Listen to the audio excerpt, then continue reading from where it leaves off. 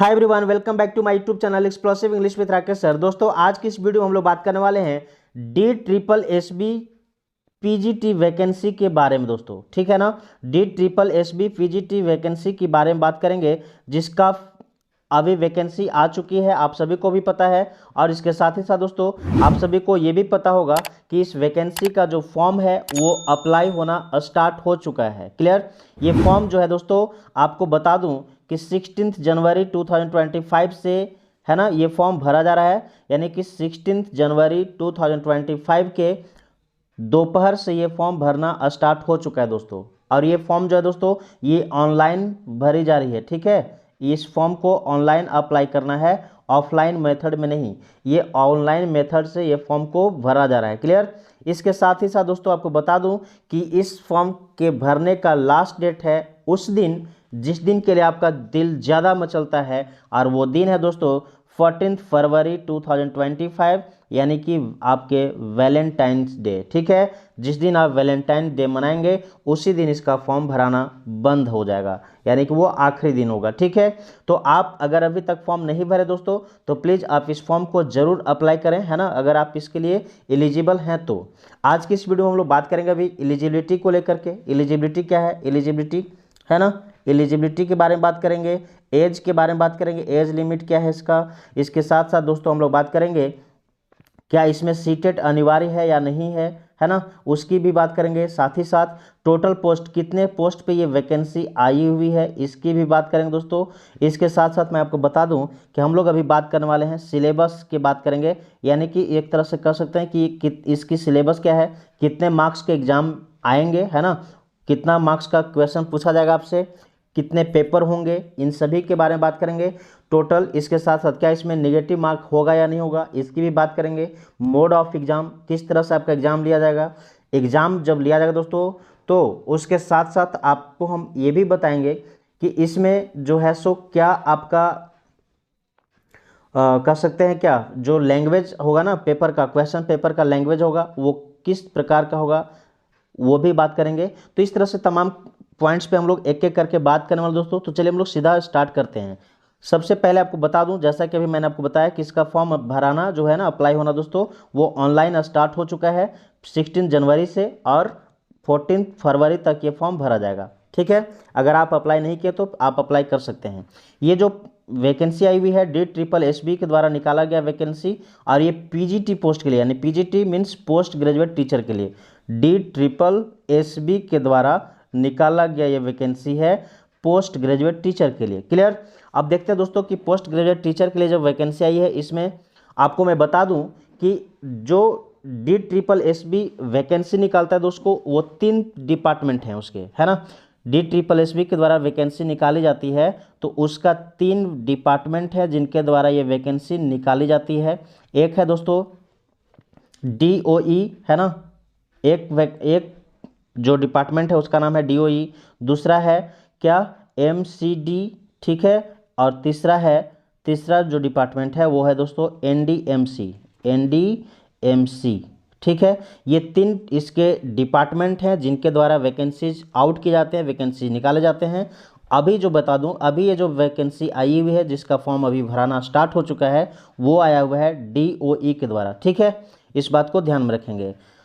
चलिए, ये बहुत इंपॉर्टेंट थी। आपको मैं बता दोस्तों कि ये जो वैकेंसी आई हुई है अलग अलग पोस्ट पे, अलग अलग सब्जेक्ट के लिए है ना। पीजीटी पोस्ट सबका पीजीटी है, बट इसमें वैकेंसी अलग अलग पोस्ट सब्जेक्ट का है। उससे पहले कि हम लोग जानें कि किस किस सब्जेक्ट की वैकेंसी है, हम लोग जानते हैं इसका एलिजिबिलिटी क्राइटेरिया क्या है। तो इसका एलिजिबिलिटी है दोस्तों, एलिजिबिलिटी के लिए आपको बता दूँ कि आप, जैसे कि आप सुन रहे हैं, नाम से भी आप समझ रहे होंगे कि ये जो वैकेंसी है वो पोस्ट ग्रेजुएट टीचर के लिए। पोस्ट ग्रेजुएट यानी कि इसमें आपको पास पीजी होना चाहिए। पीजी बोले तो MA, MSc, MCom, है ना, ये सभी जो भी आप रखें आपके पास, जो भी हो, MA, MSc, MCom कुछ भी हो, है ना, प्लस BEd। इसके साथ साथ क्या होना चाहिए, BEd होना अनिवार्य है।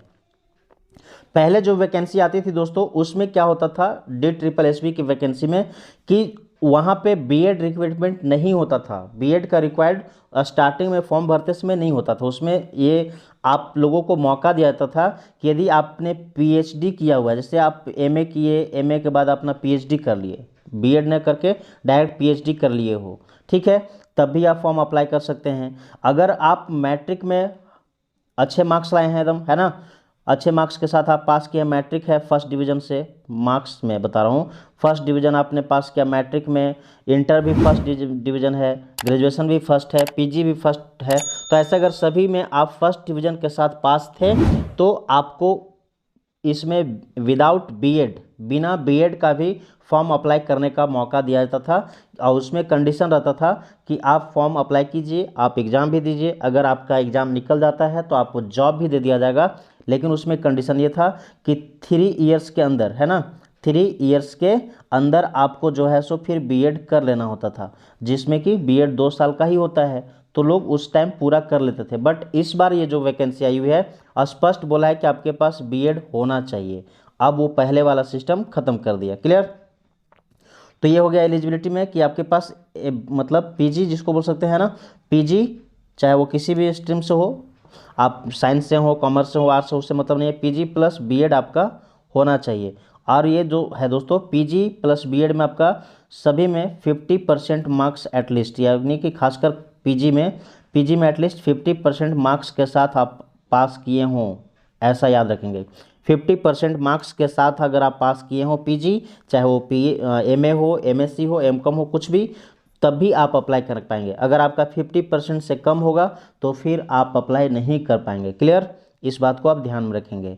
इसके साथ ही साथ मैं आपको बता दूं, इसमें जो एज लिमिट है दोस्तों, ये बहुत इंपॉर्टेंट पॉइंट है। एज लिमिट पहले था 36 ईयर्स, ठीक है, 36 ईयर्स, जिसको हटाकर अब कर दिया गया है दोस्तों 30 ईयर्स, है ना, 30 ईयर्स, ओनली 30 ईयर्स।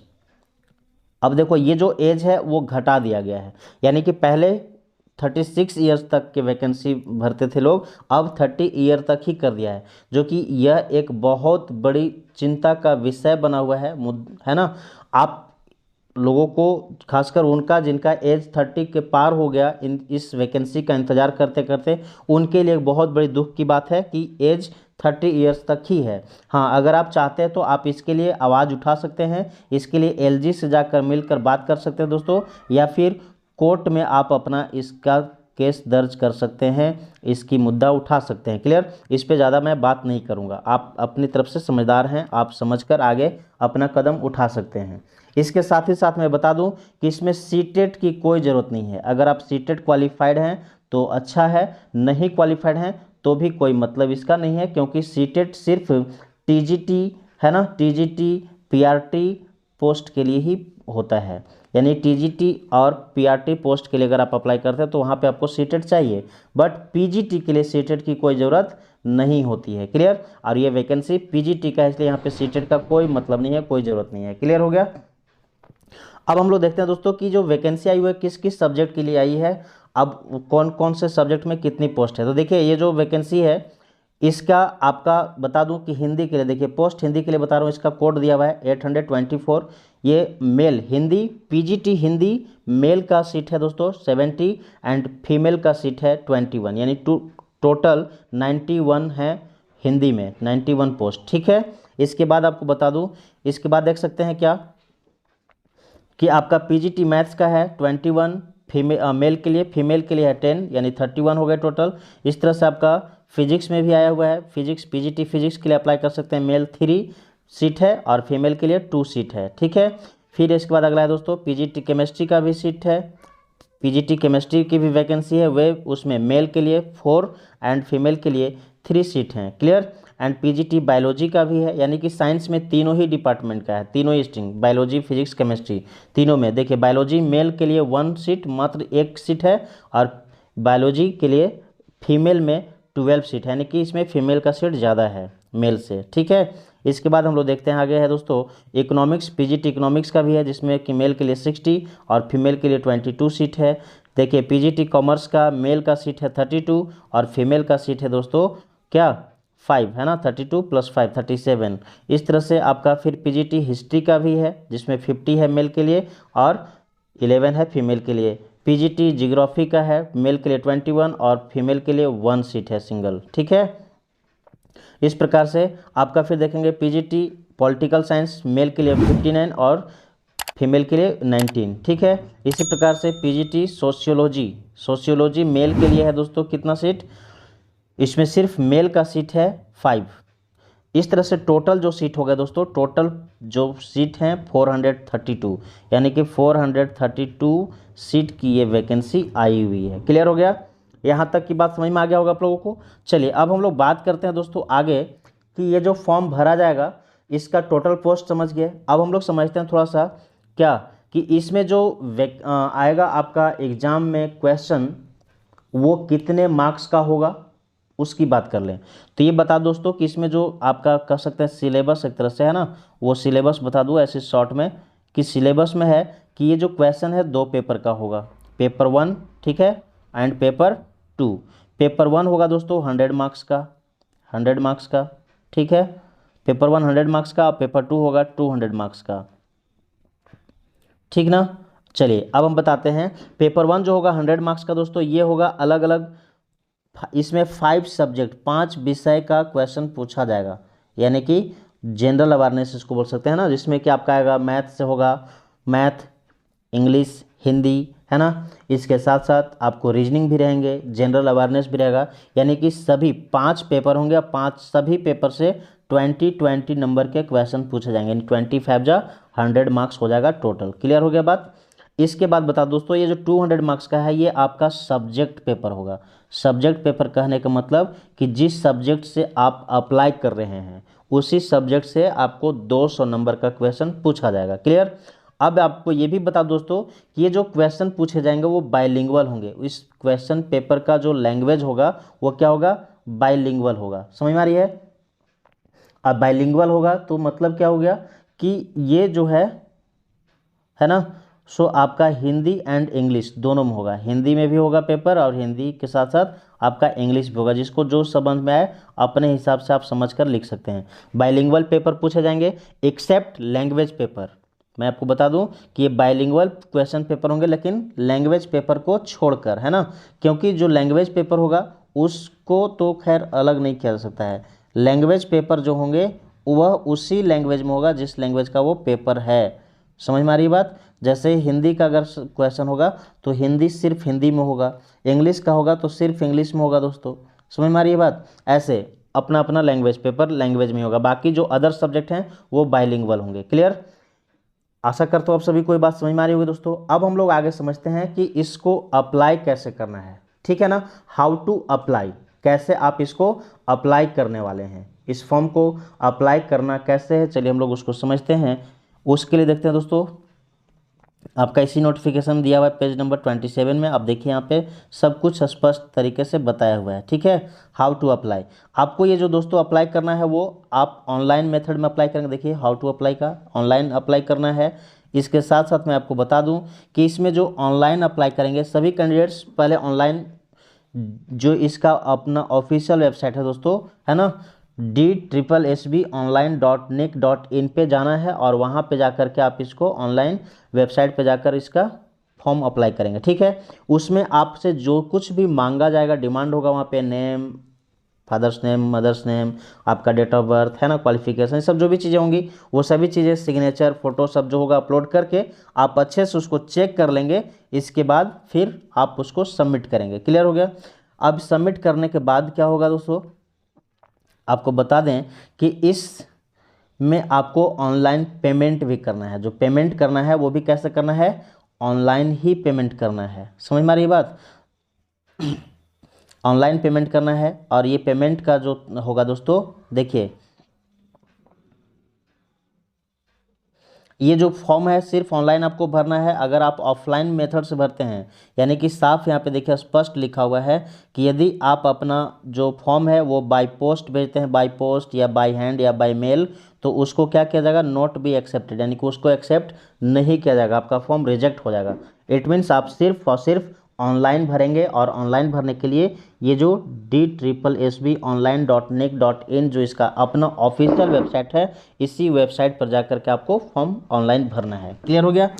इसके बाद मैं आपको बता दूं कि जिस दिन इसका लास्ट डेट है दोस्तों फॉर्म भरने का, उसी दिन लास्ट डेट आपका आप फी भी देने का है ना, यानी कि फ़ी भी जब आपको भरना होगा, उसका फॉर्म भरने का जो फ़ी है वो भी आपको सेम डे में भर देना है।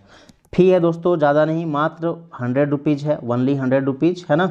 सिर्फ और सिर्फ 100 रुपया आपको इसका फ़ी देना है। और ये जो 100 रुपया देना है वो सभी को नहीं देना है, ये 100 रुपया सिर्फ मेल को देना है। देखिए यहाँ पे लिखा हुआ है, साफ और स्पष्ट क्या लिखा हुआ है, women candidate and candidates belonging to schedule caste, schedule tribe, PWBD and ex service man है ना category are exempted from a paying application fee, यानी कि उन लोगों को अप्लीकेशन फ़ी नहीं भरना है, यानी कि किसी भी कैटेगरी से हो, अगर आप फीमेल हैं तो आपको एक पैसे नहीं लगेंगे, ठीक है, free of cost, zero charge आपका है, जीरो है ना, आप जीरो चार्ज के साथ आप इस फॉर्म को अप्लाई करेंगे। बाकी जो मेल है दोस्तों, मेल को आप बता दूं कि मेल जो भी हैं उनका फ़ी लगेंगे 100 रुपीज़, ठीक है।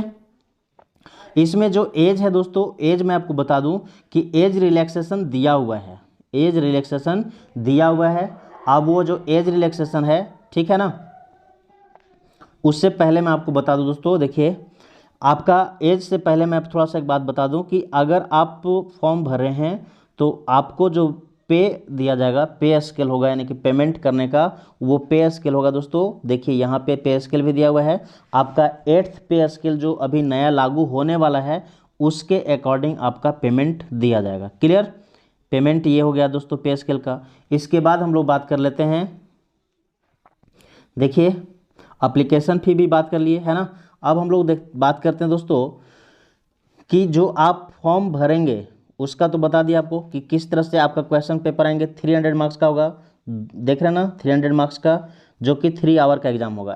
एग्ज़ाम का टाइम भी होगा 3 आवर, ठीक है, 3 घंटे का एग्ज़ाम होगा, याद रखेंगे टाइम, एग्ज़ाम टाइम दिया रहेगा आपका 3 घंटा। इसके साथ मैं आपको बता दूं, चलिए हम लोग आगे बढ़ते हैं। आगे मैं आपको समझा दूं कि इसमें एज रिलैक्सेशन जो है वो कुछ अलग अलग कैटेगरी को दिया हुआ है अलग अलग तरीके से। ST SC को 5 इयर्स का दिया हुआ है, OBC को 3 इयर्स, PWBD है ना एंड अनरिजर्व्ड EWS वाले को दिया हुआ है 10 इयर्स, फिर PWBD and ST SC 15 years, and last है दोस्तों PWBD OBC का 13 ईयर एज रिलैक्सेशन ये दिया हुआ है। क्लियर है, तो ये आपको इतना तो समझ में आ गया होगा। अब इसके साथ में बता दोस्तों कि जो आपका एग्ज़ाम होगा, ठीक है, एग्ज़ाम ये नेगेटिव मार्किंग का होगा, इस बात को आप ज़रूर ध्यान में रखेंगे।